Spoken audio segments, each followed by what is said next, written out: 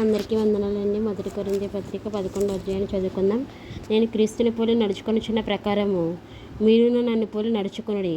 మీరు అన్ని విషయములలో జ్ఞాపకం చేసుకొనొచ్చు నేను మీకు అప్పగించిన కట్టడలను గైకొనుచున్నారని మిమ్మల్ని మెచ్చుకొనుచున్నాను. ప్రతి పురుషునికి శిరస్సు క్రీస్తనియు, స్త్రీకి శిరస్సు పురుషుడనియు, క్రీస్తునకు శిరస్సు దేవుడనియు మీరు తెలుసుకొనవలని కోరుచున్నాను. ఏ పురుషుడు తల మీద ముసుగు వేసుకుని ప్రార్థన చేయను లేక ప్రవశించునో ఆ పురుషుడు తన తలను అవమానపరచును. ఏ స్త్రీ తల మీద ముసుగు వేసుకొని ప్రార్థన చేయనో లేక ప్రవచించునో ఆ స్త్రీ తన తలను అవమానపరచును.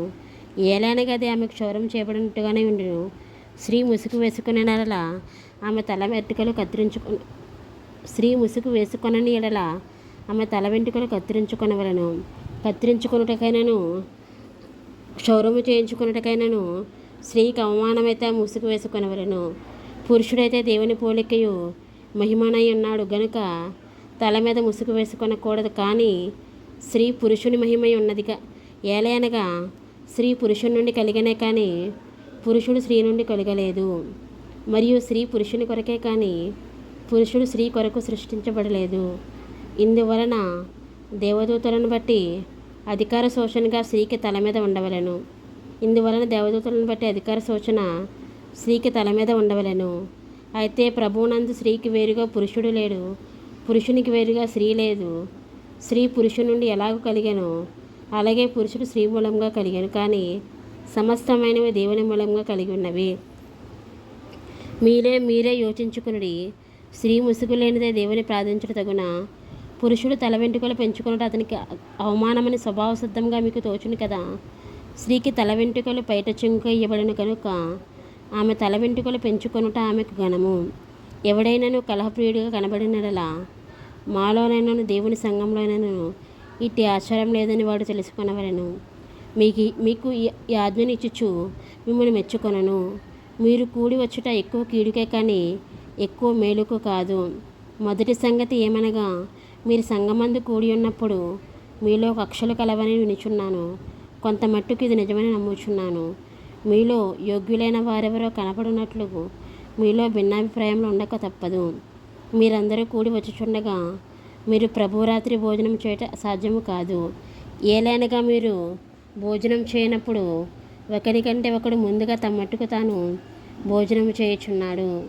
ఇందువలన ఒకడు ఆకలిగొనును, మరి ఒకడు మత్తుడవును.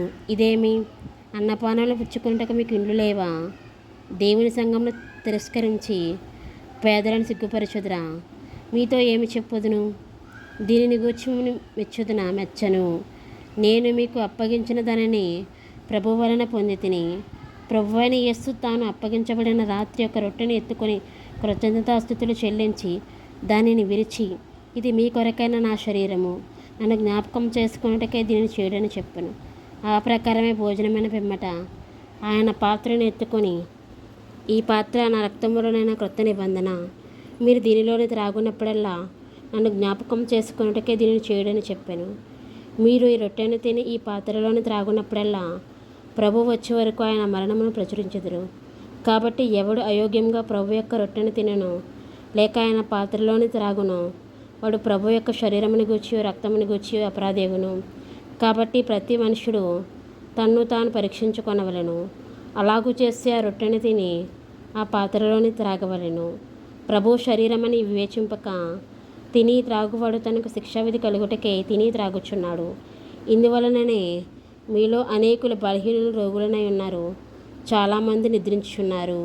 అయితే మనలను మనమే విమర్శించుకొనినట్లా తీర్పు పొందకపోదుము. మనము తీర్పు పొందినట్లా లోకముతో పాటు మనకు శిక్షావిధి కలుగుకున్నట్లు ప్రభు చేత శిక్షింపబడుచున్నాము.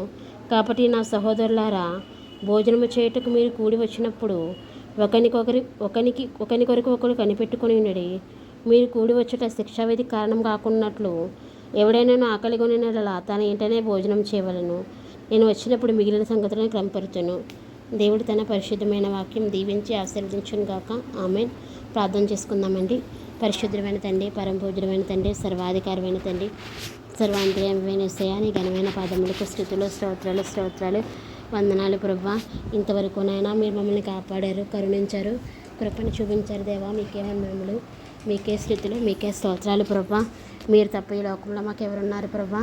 అయ్యానైనా ఏదైనా ఉంటే ప్రభా ఈ లోకంలో మాకు సమస్తము నీవు ఇచ్చినవే కదా ప్రభా. మాకున్న సమస్తాన్ని నీవే ఇచ్చావు తండ్రి. దేవానాయన యేసయ్య ప్రభా, నాయన సేవకుల మీద నాయన క్రైస్తవ విశ్వాసుల మీద క్రైస్తవ ఆలయాల మీద దాడులు జరుగుతున్నాయి ప్రభా. ఆ దాడులను దయతో ఆపండి ప్రభా. నీ బిడ్డలైన వారిని ఎల్లప్పుడూ కరుణించండి ప్రభా. ఎల్లప్పుడూ కాపుదల ఇవ్వని, నీ కృపనివ్వని, నీ కంచె వేసి నడిపించండి దేవా. దేవాది దేవుడైన సర్వాధికారమైన తండ్రి నాయన ప్రభా. అలాగే ఈ వాక్యాన్ని ఉన్న బిడ్డలని ప్రభాతాన్ని మీ ఆత్మతో నింపండి. వారి యొక్క అంతరంగ కోరికలను బహిరంగ కోరికలు యుక్తకాలం నెరవేర్చండి. ప్రార్థనాత్మతో ప్రార్థన శక్తితో ప్రతి ఒక్క బిడ్డను నింపండి. ఈ కడవరి సమయంలో ప్రభాతాన్ని ప్రతి ఒక్కరు ఆసక్తి కలిగి ప్రార్థన చేసుకోవడానికి, భయం కలిగి, భక్తి కలిగి, రాకడికి సిద్ధపడడానికి సహాయం దయచేతండి. నాయన నీ క్రైస్తవులని నీ బిడ్డల మీద ఎల్లప్పుడూ యేసయ్య ప్రభాతాన్ని నీ కరించే నీ కృప కాపుదల దయచేయండి ప్రభా. నాయన యేసయ్య మేము క్రైస్తవులుగా అయినందుకు క్రీస్తుని వెంబడిస్తున్నందుకు నీకు వందనాలు చెల్లించుకుంటున్నాం ప్రభా. అంత్యోకలో ప్రభా ఆనాడు ప్రభా శిష్యులు ప్రభా నిన్ను వెంబడించారు ప్రభా. వారు క్రైస్తవులు అనబడ్డారు ప్రభా. యేసు నామములో వేడుకుంటున్నాము తండ్రి.